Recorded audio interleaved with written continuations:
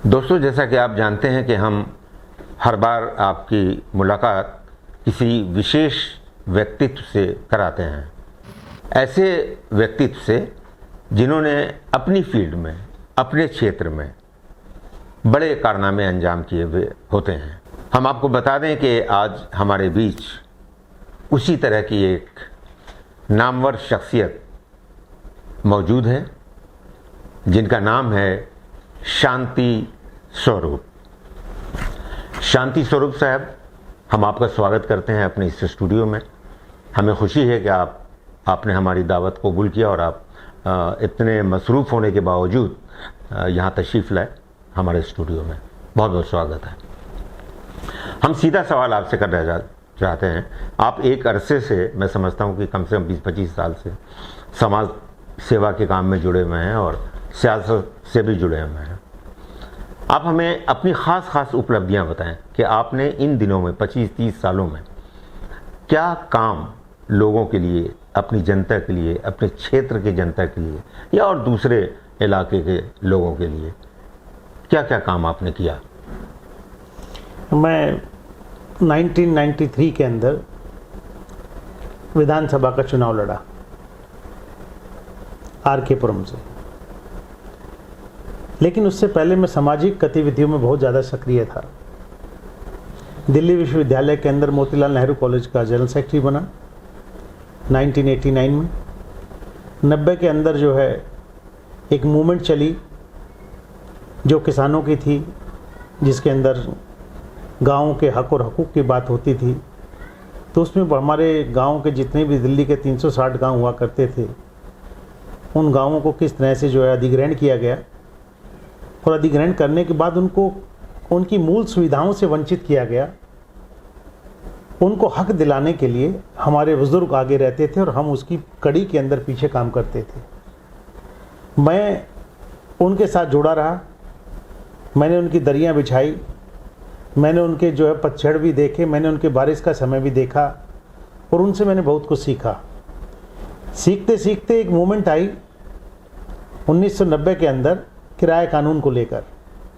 किराया कानून एक ऐसा कानून था जो देश के राष्ट्रपति ने भी पारित कर दिया, सिग्नेचर भी हो गए, लेकिन उसे लागू नहीं किया गया। क्या था ये किराया कानून? किराया कानून जितने भी शहरीकृत या गांव के अंदर जो लोग किराए पे मकान लेके रह रहे थे और उसके अंदर ये मालूम हो कि आपके घर के अंदर आप, आपकी बेटी, आपका परिवार रहते हैं और नीचे कोई किराएदार रहता था, तो किराएदार जो है खाली नहीं करता था जी।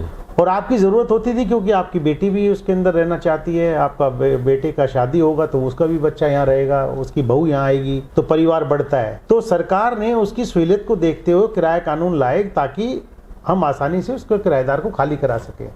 ये प्रस्ताव पास भी हुआ, लेकिन उसके बावजूद ये लागू नहीं हो पाया। इसको लेकर गांव के लोग भी और शहरी लोग जितने भी, चाहे वो लाजपत नगर के लोग हों, चाहे वो सरोज नगर के लोग हों, चाहे वो पंचशील के लोग हों, मतलब पौष से पौष कॉलोनी से लेकर एक आम गांव तक का आदमी भी उसमें जुड़ा। और वो मूवमेंट लगभग नहीं तो 27 से 28 दिन चली। उस मूवमेंट को जंतर मंतर पर हम लोगों ने चलाया और उस समय जो है एच.डी. देवगौड़ा साहब जो है प्राइम मिनिस्टर थे और उनके जो है सलाहकार हुआ करते थे सीएम इब्राहिम साहब। इब्राहिम साहब को भी ये बात जानकारी हो गई कि किसान लामबंद हो चुके हैं, दिल्ली के लोग जो परेशान हैं उनके लिए हमें कुछ करना चाहिए। फिर सुनवाई नहीं हुई तो महेंद्र सिंह टिकैत के साथ हमने जो है मुलाकात की और महेंद्र सिंह टिकैत को हमने बुलाया कि भाई अब कोई सुनवाई नहीं हो रही है और दिल्ली के अंदर अब ऐसे में किसके साथ जुड़ा जाए जो हमारी बात को वहाँ तक पहुँचाए। तो टिकैत साहब से जैसे आज मैं आपके साथ बैठा हूँ ऐसे हमारी चर्चा हुई। मैं बहुत छोटा था लेकिन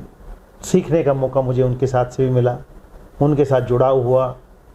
एक बैठक हुई हॉल के अंदर, उसके अंदर जितने नाम मैंने लिए अभी, चोईमीर सिंह थे, आपके साहब सिंह जी थे, आपके हाजी अब्बास साहब थे, लाडो सराय के सरपंच थे, मतलब सारे विद्वान लोग उसमें थे। चर्चा हुई लेकिन हम उसमें कामयाब नहीं हो पाए। कामयाब ना होने का कारण सिर्फ एक ही था कि उसके अंदर कुछ ऐसे लोग जुड़ गए थे जो नहीं चाहते थे कि इस मूवमेंट को हम करें। आज भी वो एज इट इज जो है लंबित पड़ा हुआ है, लेकिन उसको जो है अभी तक लागू नहीं किया गया। अच्छा, आप ये कहना चाह रहे हैं कि आप लोगों ने कोशिश की लेकिन आप लोगों को कामयाबी उसमें भी नहीं मिली जी। लेकिन नहीं मिलती, उससे हमारे जीवन में एक बदलाव आया। क्या बदलाव आया? बदलाव ये आया कि मैं उस मूवमेंट में जुड़ गया, कॉलेज के विश्वविद्यालय से निकला, इस मूवमेंट में आया। मूवमेंट से आने के बाद मैंने आर.के. पुरम एक ऐसी कॉलोनी है जहाँ पर लगभग नहीं तो 24 तो झुग्गी झोपड़ी क्लस्टर्स हैं जी। और गांव जो थे हमारे शहरीकृत गांव हो चुके थे। गांव की बदहाली ऐसी हो चुकी थी कि हमें चारों तरफ से जो है, इधर JNU हो चुका, इधर DDA फ्लैट्स बन गए, इधर भी DDA फ्लैट बन गया, सामने आर.के. पुरम बन गया। तो गाँव की जो एक संस्कृति थी वो लुप्त हो चुकी थी। जी जी। हमारे गांव के अंदर छोटा सा तालाब होता है, आज भी वो तालाब है। लगभग सभी गांव में जहाँ जहाँ मंदिर होते हैं, उन मंदिरों के बीच में एक तालाब भी होता था। उस तालाब से खजान सिंह जैसे स्विमर पैदा हुए, जिन्होंने देश में नहीं अंतर्राष्ट्रीय स्तर पर अपनी ख्याति प्राप्त की। उस तालाब को जो है बिल्कुल सूखा कर दिया गया। कहीं उसके जो है JNU से पानी होकर उसमें आता था, इधर पहाड़ी के पानी जाते थे तो उसमें आ जाता था, बच्चे तैरते थे, अंतर्राष्ट्रीय स्तर तक पहुँचते थे। लेकिन आज वो भी ऐसा हो गया, वो सूना पड़ा है। तो मेरी प्रायोरिटी ये भी रही कि जीवन में मैं कुछ आगे आऊं तो उसको भी हरा भरा करने का प्रयास किया जाए। लेकिन चुने हुए नुमाइंदे आज उस पर कोई काम नहीं कर रहे। और मैं तो बड़े अदब के साथ आपको कहना चाहता हूं कि जो भी जनप्रतिनिधि चुनाव जीतता है, किसी भी की भी सरकार होती है, उसका पहला फर्ज ये होना चाहिए कि आप क्षेत्र के अंदर जो जो त्रुटियाँ हैं, जिनसे लोग परेशान हैं, उस समस्या को हल करें। और ये जिम्मेदारी है सबकी, जो भी चुन के आता है, लेकिन वो उससे अछूते रह जाते हैं। ऐसे फिर वहाँ पर एक शराब की दुकान खुल जाती है। उस शराब की दुकान को बंद कराने में मैं लगभग 25-30 दिन के लिए धरना दिया, उसको बंद कराया। फिर गांव के अंदर पानी और बिजली की समस्या उस समय इतनी विकट थी कि आज आपको मैं क्या बताऊं। गांव वालों के साथ जुड़कर हमने जो है वो संघर्ष किया, पानी भी आया, बिजली भी आई, शीला जी की सरकार आई तो उसने लगभग नहीं तो सारी जगह अच्छा काम किया। तो इन सब चीज़ों को प्रभावित होकर मैंने फिर राजनीति में भी अपने कदम रखे। आपने ये बताया कि आपने उस एरिया में जहाँ के आप रहने वाले हैं, आर.के. पुरम के इलाके में, वहाँ पर पानी और बिजली की व्यवस्था करने की कोशिश की और उसमें कामयाबी भी मिली आपको, बहुत अच्छी बात है। हम अब पार्टी के लेवल पर बात करते हैं। आप ये बताएं कि जनरली लोग कहते हैं कि सबसे ज़्यादा हुकूमत हिंदुस्तान में कांग्रेस ने की और ज़्यादा प्राइम मिनिस्टर कांग्रेस के रहे, और लोगों का ये कहना है कि कोई उपलब्धि नहीं है, कांग्रेस ने कोई ख़ास काम नहीं किया। आप इसके बारे में क्या कहना चाहते हैं? क्या ये सही है? लोग सही कहते हैं? देखिए, ये तो कहना बिल्कुल सरासर गलत है कि कांग्रेस ने क्या नहीं किया। कांग्रेस ने सबसे बड़ी बात यह है कि देश की मूवमेंट को ज़िंदा रखा। उस मूवमेंट को जिसमें एक आज़ादी मिली, उसके अंदर पूरा देश एक था। उस समय कोई पार्टी थी तो केवल एक था कि देश को आज़ाद कैसे कराना, और उस आज़ाद देश को जो है कांग्रेस का नाम दिया गया, जिसमें महात्मा गांधी थे, वल्लभ भाई पटेल थे जी, बड़े बड़े लोग थे उसके अंदर, जिन लोगों ने कुर्बानियाँ देकर इस देश को जो है आज़ाद कराया। सुभाष चंद्र बोस, बिस्मिल्लाह खां, चंद्रशेखर आज़ाद, तो ऐसे सैकड़ों लोग थे जिनके नाम मैं आपको बताऊं। लेकिन ये कहना आपके माध्यम से कि लोग कहते हैं कि कांग्रेस ने कुछ नहीं किया, मैं आपसे ही पूछना चाहता हूँ, कांग्रेस ने क्या नहीं किया? कांग्रेस में जिस समय आज़ाद भारत हुआ, पंडित जवाहरलाल नेहरू जी को जो है देश का प्रथम प्रधानमंत्री बनाया गया जी। उससे पहले जिनका राज था, उन्होंने हमारा खजाना सारा ले लिया जी। अंग्रेज हमारा खजाना लेके चले गए, हमारे पास कुछ था नहीं।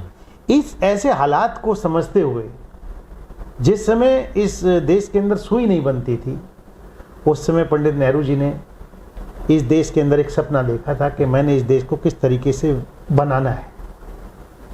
उसके अंदर आज आप देख सकते हो, देश के अंदर आपके मेडिकल्स बने हुए हैं, मेडिकल इंस्टीट्यूट्स, लोगों के इलाज नहीं हो पाते थे, लोगों के उसमें इलाज नहीं होते थे। आज पूरा देश जो है ये देख रहा है कि कैसे गरीबों को लाभ मिलता था। जी। जाते थे, मुफ्त इलाज मिलता था जी। इसी तरीके से आप देख सकते हैं इसरो हुआ जी, उसको आप देखें आज किस तरह से देश जो है विकसित हो रहा है। आप सैटेलाइट्स वगैरह देख रहे हैं जी। ये देश जो है, अगर इसरो ना होता ये नहीं तो आज सैटेलाइट भी ना होता, सैटेलाइट नहीं होती, और तारापुर बिजली घर हो गया।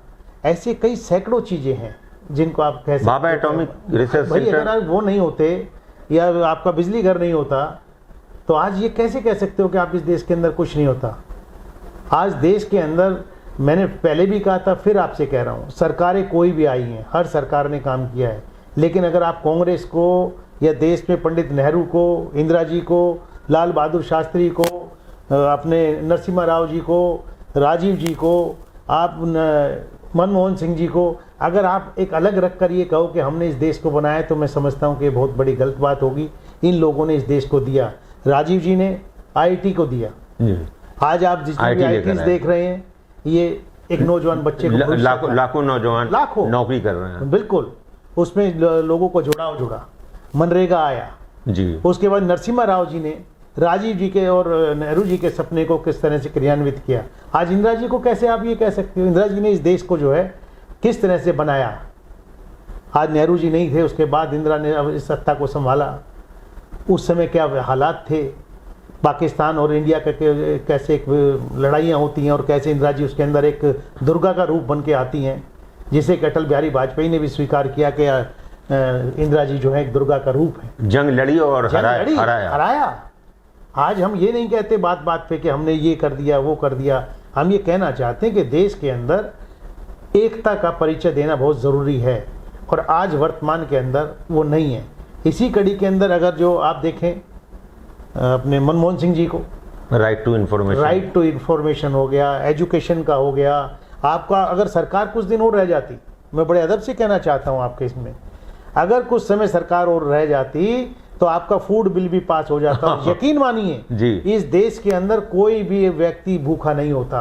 मनरेगा को देख लीजिए, लाखों लोगों को उसमें रोजगार मिला, लाखों लोगों को, जो खेत में बैठा था, खलियान में बैठा था, गरीब था, उसको लगता था कि आज मैं रोजगार कहां से प्राप्त। मनरेगा अभी उस तरह से काम आज भी चल रही है, आज काम कर रहा है उसी तरह से। मनरेगा को आज भी मैं बधाई देना चाहता हूं। उसको उतना बजट मिलता है मनरेगा को, वही बजट का तो मैं ये नहीं कह सकता कि पूरा कितना भेज रहे हैं, लेकिन मनरेगा को इन्होंने आज भी बचा के रखा हुआ है, जिससे कि ये कह सकते हैं कि इस देश के अंदर आज भी जो ये कहते हैं कि कांग्रेस ने क्या किया, तो सबसे बड़ी कड़ी वही है कि लाखों लोगों को उनके घर के पास रोजगार मिल जाना, ये कांग्रेस की सोच थी।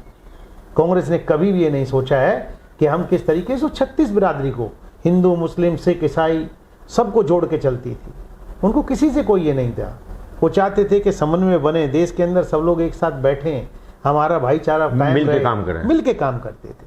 तो ये कहना सर कि कांग्रेस ने कुछ नहीं किया, कांग्रेस ने तो बहुत कुछ दिया है।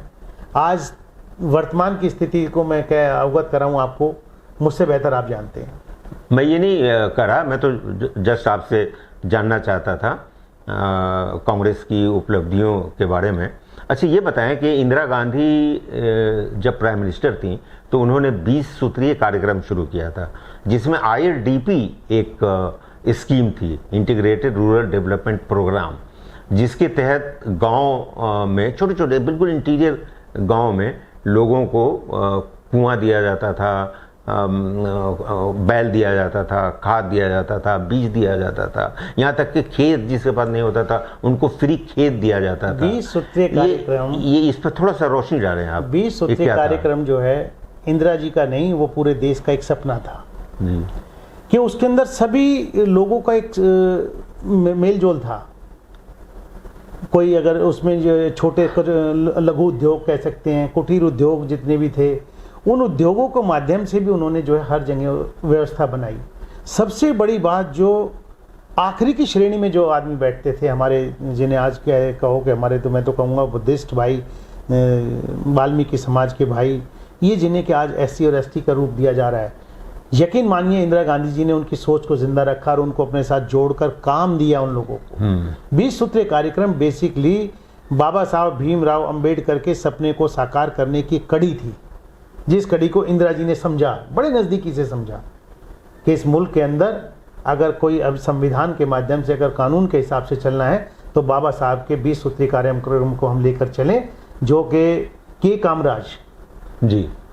कामराज जी की नीतियां जो थी, वो इस देश को, पढ़े लिखे नहीं थे वो इतने, लेकिन जानते थे कि देश का किसान, देश का मजदूर, देश का कर्मचारी, देश का खलियान में काम करने वाला, उस व्यक्ति को पैदल अगर 20 कदम चलना है तो 20 कदम में कितना समय लगेगा, और उस 20 कदम के बाद कहाँ उसे रुकना है, कहाँ उसकी बीवी उसके लिए खेत से जो है में रोटी लेकर आएगी, उसको भी उन्होंने समझा और उसी के आधार पर उन्होंने जो है किसान को और मजदूर को और सभी को जोड़कर आगे काम करना, उसकी नीतियों को आज भी क्रियान्वित किया जाता है। साउथ के अंदर आज भी लोग उन्हें मानते हैं और कांग्रेस ने तो उन्हें सीखा, उनसे काम किया। तो 20 सूत्री कार्यक्रम से इस देश के अंदर बाबा साहब भीमराव अंबेडकर के सपनों को साकार करने की जो नींव रखी गई थी, आज भी अगर ये सरकार जो वर्तमान में बैठी है अगर उन कार्यक्रमों को सुचारू रूप से रखती तो मैं विश्वास के साथ कह सकता हूँ इस देश के अंदर भाईचारा कायम रहता और जो गरीब हैं, जो गांव में रहते हैं, उनका भला होता। बिल्कुल। क्या वजह आप समझते हैं कि इतनी अच्छी हुकूमत चलाने के बावजूद कांग्रेस को अपनी हुकूमत गंवानी पड़ी? क्या रीजन इसका रहा? देखिए, कांग्रेस ने, क्या उन्होंने मैनेज नहीं किया ठीक से या क्या था? कांग्रेस ने मैनेज इतने अच्छे काम किए जिसको मैंने पहले भी बताया आपको। सत्ता हाथ से जाना, कांग्रेस ने कभी जो काम किए उनको मीडिया के माध्यम से प्रसारित नहीं किया। हाँ, चुपचाप से काम करते, चुपचाप वो बैठे थे, देख रहे थे, क्योंकि वो काम पर विश्वास कर रहे थे। उन्होंने उसको आगे बढ़ाने का ये नहीं सोचा कि हम इसको ये दिखाएं तो ये करेंगे, हमने आज ईंट रखी है तो हम पत्थर का काम करेंगे। उन्होंने काम करने को जो है प्रायोरिटी रखी। उसका प्रचार में कहीं ना कहीं कमी रही कि सरकार कहीं ना कहीं बैकफुट पे आई। इनकम टैक्स, ईडी, आपको ये मीडिया, ये उस जमाने में भी थी, तो इसका क्या गलत इस्तेमाल कांग्रेस भी करती थी? देखिए, कांग्रेस की जहन में तो ये सवाल ही नहीं थे जी कि इस प्रकार से इन संस्थाओं का यूज हम इस तरीके से करें। हाँ। मैं जाना नहीं चाहता था इस विषय पर, लेकिन आपने उठाया है तो मैं जरूर इस पर रोशनी डालूंगा। देखिए, ईडी या सीबीआई या अपना चुनाव आयोग, हाँ, इनकम टैक्स, ये जितनी भी संस्थाएं थी ये अपने अपने अंडर काम करती थी। सरकारें जब भी कोई इस तरह का बड़ा केस आ जाता था तो उस केस को उठाकर उनको कहती थी कि आप इसको देखिए, ये गलत है, तो उसकी इन्वेस्टिगेशन होती थी। आज क्या हो रहा है कि इन सरकारों को किस तरीके से दबाया जाए, जहां जहां भी देश के अंदर राज्यों में सरकारें हैं, आप उन पर भी नज़र डाल सकते हैं कि कैसे कैसे। आज लेटेस्ट तो मैं अभी का एक बता रहा हूँ, आज ही का दिन देख लीजिए, पूरी एनसीपी पार्टी को तोड़ दिया गया। केवल एक डर है कि उसमें अभी बताया कि 82,000 करोड़ रुपए का एक घोटाला है जो अजीत पवार के ऊपर है और मुकदमा पहले से था, उसको दबाने के लिए उन्होंने जो आज ऐसा षड्यंत्र किया, उन्होंने पार्टी छोड़ दी। लेकिन कांग्रेस ने कभी भी ये नहीं सोचा, जो आपने मुझसे सवाल किया कि कांग्रेस फिर दूर कैसे चली गई। कांग्रेस ने कभी भी ये नहीं सोचा कि भाई हम इन संस्थाओं के माध्यम से इनको दबा के रखें और तब ऐसा करें। उन्होंने तो केवल एक बात सोची कि हम इस देश के सभी लोगों के साथ जुड़कर काम करें, इस देश में तरक्की कैसे हो, हाँ, इस देश में रोजगारी को साधन कैसे जोड़ें, इस देश में खेत में काम करने वाला, मजदूर काम करने वाला, चाहे वो आज यूनिवर्सिटीज में ले लीजिए, पढ़े लिखा नौजवान जो है वो आज पीड़ित है। आज पहले जो है जितने भी बड़े लोग हुआ करते थे इनसे राय लेते थे जी, ये सब जितने भी कांग्रेस के नेता होते थे इनको बुलाते थे, प्रोफेसर्स भी आते थे, इधर से ब्यूरोक्रेट्स को भी बैठ के बात करते थे, जितने भी हमारी संस्थाओं के और लोग थे, चाहे वो लेखक हों या पत्रकार हों, इन सब को बुला के बात करते थे, एक समन्वय बनाते थे कि देश के अंदर जो हालात ऐसे हैं, इस हालात को हम कैसे सुधारें। आज तो कहीं चर्चा ही नहीं हो रही है। अब तो ये कोई विषय ही नहीं है। इन लोगों ने अपने आप को किनारे कर लिया है। जो पढ़े लिखे लोग हैं, इंटेलिजेंसिया ग्रुप जिसको कहते हैं, जो इंटेलेक्चुअल्स हैं, जो प्रोफेसर्स हैं, उन्होंने अपने आप को किनारे कर लिया। उन्होंने स्वयं में अपने आप को दूर कर लिया। क्यों दूर किया भाई? कारण यही है कि देखिए उनको भी आज भय का माहौल दिखाई दे रहा है, डर लग रहा है। वो काम करना चाहते हैं लेकिन काम करते करते कहीं कुछ ऐसी चीजें आ जाती हैं जिनको लेकर उनको बंदिश हो जाती है कि जी मैं करूं तो मैं फंस ना जाऊं, कहीं मेरे हाथ से गलत काम ना हो जाए। आज वो जनता से दूर हो रहे हैं। जनता से दूर होने के कारण ही आज इस देश के अंदर ऐसे हालात पैदा हो गए हैं। आपने बड़ा सही सवाल किया कि कांग्रेस का जाने का, पतन का कारण क्या रहा। उसका सबसे बड़ा अहम कारण यही संस्थाएं थी कि इन संस्थाओं ने किस तरीके से दुरुपयोग करके उन लोगों को ये किया। सबसे बड़ी बात, झूठ का कोई रास्ता नहीं है जी। झूठ जो है 4 कदम पर दम तोड़ रही है और सच्चाई जो है उसके पैर चल रहे हैं, लेकिन उसके पैर जो है डगमगा जाते हैं। लेकिन जीत तो सच्चाई की होती है। जीत सच्चाई की इसलिए होती है क्योंकि वो आत्मविश्वास में अपने कायम है। तो आपको यकीन है कि एक दिन जीत सच्चाई की होगी? 100% होगी। देश की जनता इस चीज को देख रही है और सामने आ रहा है, ये जनता के सामने आ रहा है जी। आज किस तरीके से आप देख रहे हैं, बिल्कुल कानून व्यवस्था हर जगह चरमरा चुकी है जी। कानून के नाम पे तो आज कुछ है ही नहीं। एजुकेशन के अंदर आप देख लीजिए, एनसीईआरटी के अंदर बुक्स लिखी जा रही हैं, उसके अंदर जो विद्वान लेखक थे उनके नाम थे, उन्होंने उन बुकों से ये कहा कि हमारे नाम हटा दीजिए, हमें ज़रूरत नहीं है इसमें, क्योंकि उनके साथ भी खिलवाड़ हो रहा है। आज आरएसएस को किस तरीके से जोड़ा जा रहा है, हर संस्था के अंदर आरएसएस को जोड़ा जा रहा है। आज देख लीजिए, जो आरएसएस के लोग कभी यहाँ खड़े होकर बात करते थे, आज वो मर्सिडीज में घूम रहे हैं। आज वो हर संस्था के अंदर उनके लोग, आज अडानी अंबानी जिस तरीके से काम कर रहे हैं, देखना ये सरकार ज़्यादा दिन की नहीं है। जिस दिन ये सरकार हटेगी, वो खुद आपके सामने, जैसे आज मैं चैनल पे आपके पास बैठा हूँ, वो आप खुद ये कहेंगे कि वाकई में मेरी संस्था के अंदर हेड ऑफ द डिपार्टमेंट एक आरएसएस का आदमी बैठा है जी। तो आज तो संस्थाओं को कब्जे में ले लिया गया है, और हमने कभी ये नहीं सोचा कि हम संस्थाओं को दबाएं। संस्थाओं को स्वतंत्र करना बहुत ज़रूरी है अगर इस देश के अंदर भाईचारा कायम रखना है। और भाईचारा कायम इस समय जो है, मैं विश्वास के साथ कहना चाहता हूँ, देश की आवाम जाग रही है और वो समय दूर नहीं है। जिस तरीके से अभी कई प्रदेशों के अंदर चुनाव हुए और उसमें जो है कांग्रेस जो है पूर्ण बहुमत के साथ आई है, तो उससे जो है लोगों के अंदर विश्वास पैदा हो गया कि कांग्रेस जो कर रही है वो राष्ट्र हित में है, और सब लोग उसके साथ पीछे लामबंद होंगे। आपको लगता है कि धीरे धीरे लोग समझ रहे हैं, झूठ को समझ रहे हैं? बिल्कुल बिल्कुल। और जिस तरह से उनको बहकाया गया उसको समझ रहे हैं, और जिस तरह से उनके दिलों में नफरत पैदा की गई उसको समझ रहे हैं। और सबसे बड़ी बात तो ये है कि समान विचारधारा के लोग जो भी हैं, कांग्रेस उन्हें साथ लेकर चलना चाहती है। जो बाबा साहब के सपने को साकार करना चाहते हैं, जो संविधान को बचाना चाहते हैं, उन लोगों को साथ लेकर वो आगे बढ़ना चाहते हैं, ताकि इस देश के अंदर सांप्रदायिक ताकतों का नष्ट होना बहुत ज़रूरी है। अगर वो पनप गई तो देश सुरक्षित नहीं है। इसलिए देश सर्वप्रिय है और देश के लिए ही कांग्रेस जो है काम कर रही है। वो तो बहुत थोड़े से हैं। हिंदू कम्युनिटी बुनियादी तौर पर बहुत अच्छी कौम है, जो बिल्कुल पीसफुल लाइफ जीने में बिलीव करती है। कुछ लोग ज़रूर भाग गए हैं, लेकिन हमें यकीन है कि वो एक दिन वापस आ जाएंगे। आप ये बताएं कि आपको लगता है कि लोकतंत्र और संविधान अभी जिंदा है भारत में? देखिए, लोकतंत्र और संविधान तो जिंदा रहेगा, लेकिन सवाल आपका ये है कि आज जिंदा है? आज बिल्कुल जिंदा नहीं है। जिंदा इसलिए नहीं है, कानून पर अगर बात होती है तो वो कानून, जब आप ईडी का किसी विपक्ष के नेता के ऊपर जो है छापा मारते हो, तब तक तो गुनहगार है। जिस दिन वो इस पार्टी को छोड़ देता और उनकी पार्टी में चले जाते हैं तो वो गुनहगार नहीं है। तो इसका मतलब लोकतंत्र के अंदर कानून बचा कहाँ, संविधान है कहाँ? संविधान तो ये कहता है कि सब एक ही साथ रहेंगे, एक ही बात करेंगे। संविधान के मायने यही है कि लोकतंत्र अपने तरीके से, अपने तरीके से सब लोग जी सकते हैं। लेकिन इनकी नज़र में ये लोग ठीक हैं।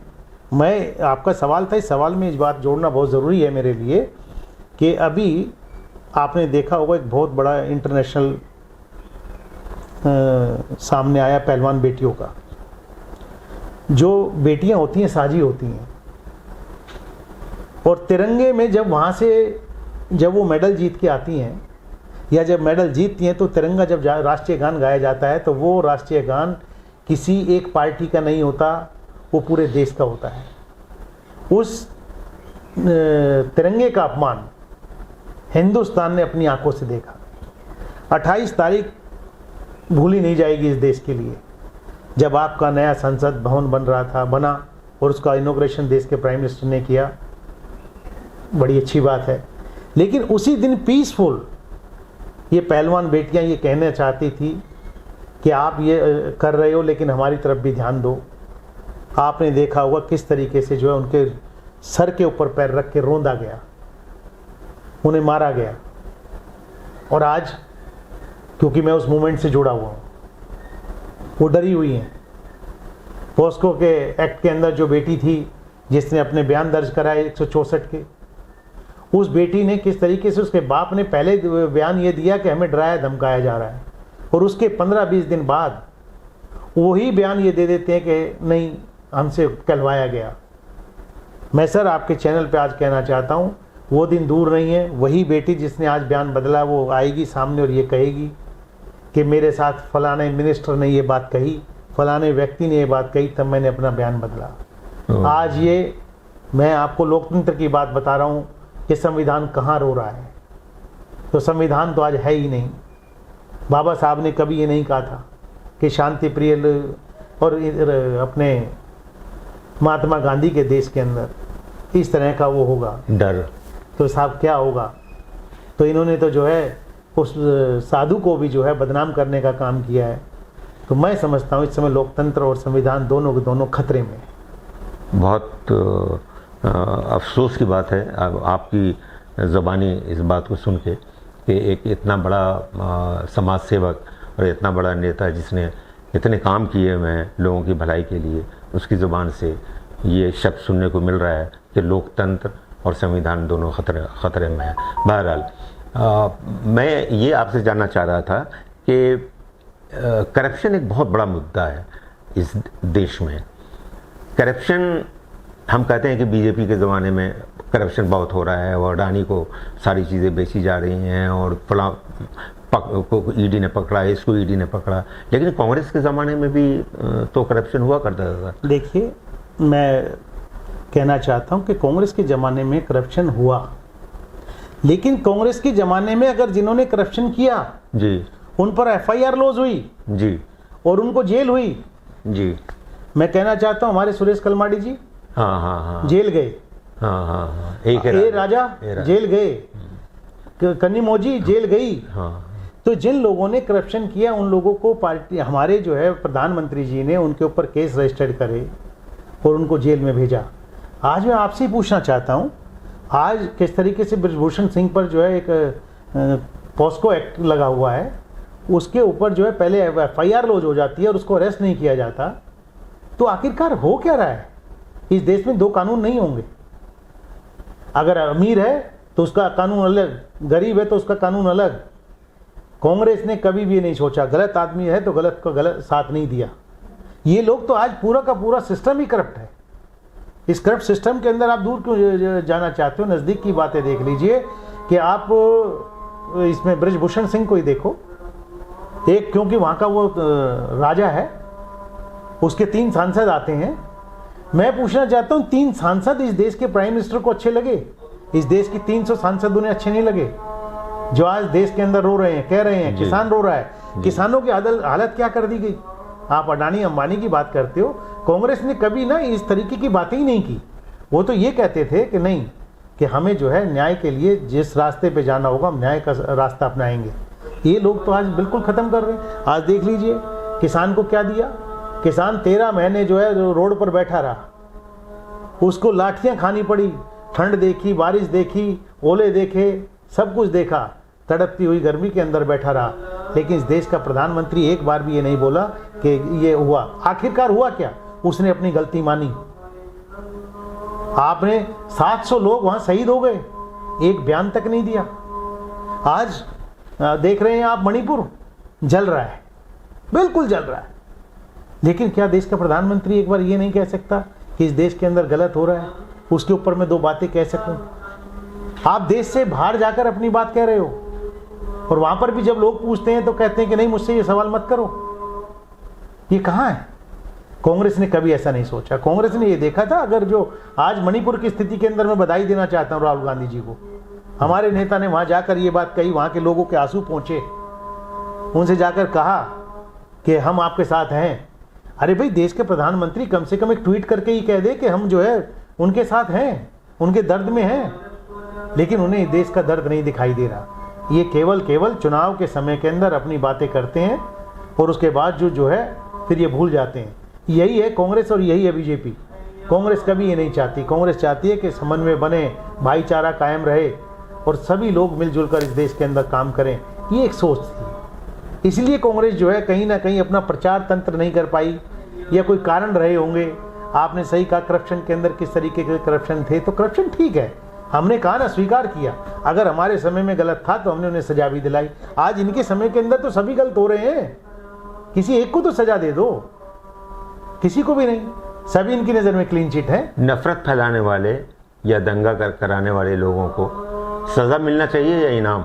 और अभी क्या हो रहा है? देखिए, आज के समय अनुराग ठाकुर एक अकेले नहीं है, ऐसे तो बहुत लोग हैं जो इनकी बयानबाजी हैं, आप उन्हें सुनेंगे तो इस देश के अंदर नफरत फैलाने का काम तो ये लोग करते हैं।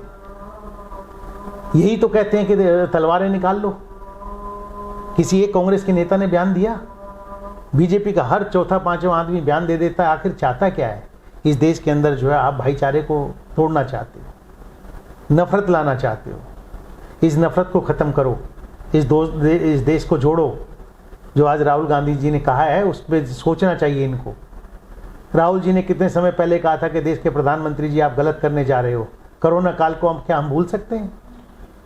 उसने पार्लियामेंट में खड़े होकर ये बात कही थी कि आप इस पर ये कदम उठाइए। अगर उस समय वो कदम उठा दिए गए होते तो आज ये बातें नहीं होती। आज हमारे जो है अक़लियत के भाइयों पर आरोप लगा दिया जाता है कि वो जो है इस बीमारी को लेके आए। अरे भाई, अगर आपको इतना ही वो बीमारी दिखाई दे रही थी तो आपको एयरपोर्ट पे रोक देना चाहिए था। उन्हें क्यों आगे ला रहे हो? आप उसकी इस भारी बीमारी के अंदर भी आप राजनीति कर रहे हो।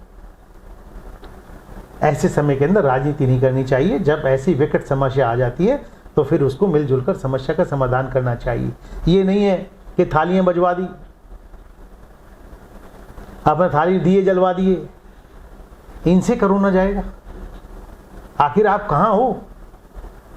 इस देश को चलाने के लिए हम सब लोगों को मिलजुल कर आगे बढ़ना होगा, जो आज राहुल जी या खड़गे साहब कह रहे हैं। तो इनको सोचना चाहिए।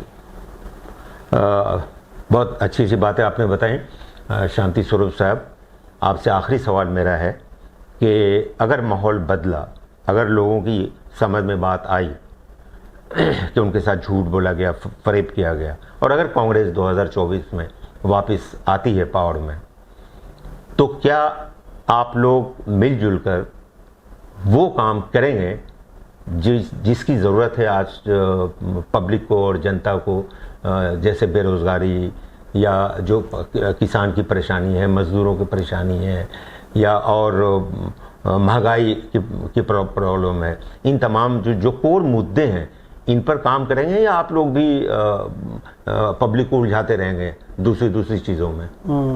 बहुत ही वाजिब सवाल है आपका। देखिए, कांग्रेस ने सत्ता में आएगी, उसका विज़न क्या होगा, ये विज़न तो हमारे नेता ने पहले से स्पष्ट कर दिया है। राहुल जी भारत जोड़ो यात्रा शुरू करते हैं कन्याकुमारी से और कश्मीर तक। इन कदमों ने लगभग नहीं तो अभी हर गांव को और शहर को टच किया। वो उसके दर्द को समझा, उसकी भाषा को समझा, उसके रहन सहन को समझा, उसकी वेशभूषा को समझा, और वहाँ के लोगों ने अपनी अपनी समस्या उनसे शेयर की। तो ये तो हमारे नेता ने पहले ही तय कर दिया है कि देश के अंदर मैंने अपना सोच किस तरीके की रखनी है। दूसरा सवाल आपका इसी कड़ी में जुड़ जाता है कि कांग्रेस अगर सत्ता में आती है तो क्या करेगी। देखिए, देश के अंदर बदहाली, आपने सही कहा, किसान, बेरोजगारी, नौजवान दम तोड़ रहा है। जो बेचारा ग्रेजुएट हो चुका है या इंजीनियरिंग कर चुका है, उसे पकौड़े की दुकान खोल दी जाए। तो मैं समझता हूँ कि इस देश के प्रधानमंत्री को ये बातें नहीं कहनी चाहिए। अगर हमारी सत्ता आती है तो उसके अंदर सबको जो है भय मुक्त समाज मिलेगा, बेरोज़गारी दूर करने की कोशिश की जाएगी। मनरेगा जैसी स्कीमें जैसी चली हैं, इन स्कीमों के तहत जो लोग इंजीनियर हैं उन्हीं इंजीनियरों को उसी मनरेगा के अंदर वहीं उसी गांव के साथ जोड़ा जाए, ताकि वो उस प्लानिंग को और अच्छी तरीके से कर सके। क्योंकि आप देख रहे हैं किस तरीके से इंजीनियर्स जो हैं या जो बड़े बड़े लोग हैं, जो बच्चे मेहनत कर रहे हैं और कामयाब नहीं हो पा रहे, तो उनको उसी गांव से जोड़कर एक अच्छा काम किया जा सकता है। महिला को सशक्तिकरण करना, उनको स्वयं अपनी ताकत दे देना। जितने भी मुद्दे हैं किसानों, जैसे आज एमएसपी पे मैं कहना चाहता हूँ, एमएसपी जो है किसान की मूल ताकत है जी। आज एक किसान किस तरीके से अपना दम तोड़ रहा है। वो फसल उगाते उगाते जो है खेत में जब अपना यूरिया डालता है, ये देखिए ना, आज इस मौजूदा सरकार ने तो किसान को कैसे मारा है। पहले 50 किलो का एक कट्टा आता था, उसकी कीमत होती थी 500 रुपये। आज उसी को 45 किलो का कर दिया गया है और उसको कर दिया है 550 रुपये का। तो किसान को तो मार रहे हैं वो, और फिर कहते हैं हम किसान को दे रहे हैं। आप कहते हो कि हम किसानों को जो है उनके बैंक में पैसा भेज रहे हैं। अरे भाई, किसान को बैंक में पैसा मत भेजिए, उन्हें आप कमज़ोर मत करो। ये एक देश का किसान अन्नदाता है, किसान ये चाहता है कि मेरी फसल का दाम मुझे मिले। वो कहता है कि मेरा गेहूं अगर जो 800 रुपये टन है, क्विंटल है, तो आप उसको 800 रुपये क्विंटल खरीदो, मैं उसमें खुश हूँ। आपका गन्ना अगर जो 400 रुपये क्विंटल ले रहे हो सरकार, उसका दाम आपने तय कर दिया तो उससे उतना लो। रबी की फसलें जितनी भी हैं उनका फसल आपने तय कर दिया तो वो लो। तो ये कांग्रेस की सोच है। जो एमएसपी सरकार तय करेगी, एक तो एमएसपी दे दें, तो मुझे लगता है कि लगभग नहीं तो 75% जनता जो है आज एग्रीकल्चर पर आधारित है। और वो विश्वास के साथ कहना चाहता हूँ, कांग्रेस पार्टी सत्ता में आती है तो इन सब पे पहले बिंदुओं पर ध्यान रखकर इस देश के अंदर अमन चैन बनाने के लिए काम करेगी। और नेहरू जी के सपने को लेकर इंदिरा जी, लाल बहादुर शास्त्री जी, राजीव जी, नरसिम्हा राव जी और अपने मनमोहन सिंह जी, जितने भी लोग जो प्राइम मिनिस्टर ऑफ इंडिया रहे हैं, मैं तो कहता हूं कि अटल बिहारी वाजपेयी को भी लो, देवगौड़ा जी को भी लीजिए, जिन जिन लोगों ने अच्छे अच्छे काम किए उन अच्छे कामों की सराहना करते हुए कांग्रेस हमेशा आगे लेके जाएगी इस देश को पीछे करने का काम नहीं। अच्छा भारत बनाने के लिए कांग्रेस वचनबद्ध है। हजारों लाखों लोग आपको देख रहे हैं और आपने उन तमाम लोगों को ये यकीन दिलाया है कि अगर आपकी गवर्नमेंट आती है तो जो मूल समस्याएं हैं उन पर काम करेंगे, नौजवानों की को नौकरी मिले इस पे काम करेंगे, किसानों के मसले को हल करेंगे, बेटियों के मसले को हल करेंगे, और जितनी भी, चाहे वो पानी की समस्या हो या बिजली की समस्या। तो हमें उम्मीद है कि आपने जो आश्वासन अभी दिया है जनता को, उस पर आप आने वाले ज़माने में अगर आप लोगों को जीत मिलती है तो उस पर खड़े उतरेंगे। बहुत बहुत शुक्रिया आपका हमारे स्टूडियो में आने के लिए और ढेर सारी बहुमूल्य बातें बताने के लिए। मैं आप लोगों को बता दूं साथियों कि हम अक्सर किसी न किसी विशेष व्यक्तित्व से बात करते हैं और आज के बाद आज का प्रोग्राम ये ख़त्म होता है। अगले प्रोग्राम में हम फिर आपसे मिलेंगे किसी नई शख्सियत के साथ, किसी नई पर्सनालिटी के साथ। तब तक के लिए हमें आज्ञा दीजिए।